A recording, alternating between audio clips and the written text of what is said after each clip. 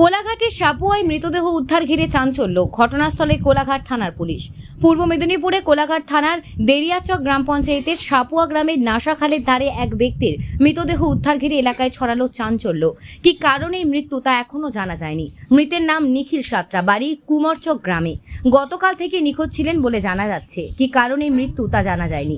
ইতিমধ্যেই খবর দেওয়া হয়েছে কোলাঘাট থানায় এবং ঘটনাস্থলে আসে কোলাঘাট থানার পুলিশ। বাথরুম থেকে উঠে আসার ফলে ওর জামার গ্লেজটা আমার চোখে লাগে, তো একটু এগিয়ে গিয়ে দেখি একটা মানুষ পড়ে আছে। আচ্ছা, তারপর এই আর বেশি আর কিছু নেই। তারপরে তো লোকজন কাড়ি। এটা কোন জায়গা? এটা সাপুয়া, সাপুয়া কোন থানা? কোলাঘাট থানা। কোন অঞ্চল এটা? দেরিয়াচক। ওনাকে কি চেনা গেছে? আমি চিনি না, আমি জানি না। দেখে কি মনে হচ্ছে? আমি ওর কাছেই যাই না। এমনি দেখে কি লোক নয়, আমরা চিনতে পারি। আমরা এমনি দেখে কি মনে হচ্ছে? কি মনে হবে আর, আমি কি করে ওর কাছেই যাইনি, আর কি মনে হবে? আপনার কি নাম? আমার নাম অজিত কুমার ঘোড়াই। চিনতে পারছে।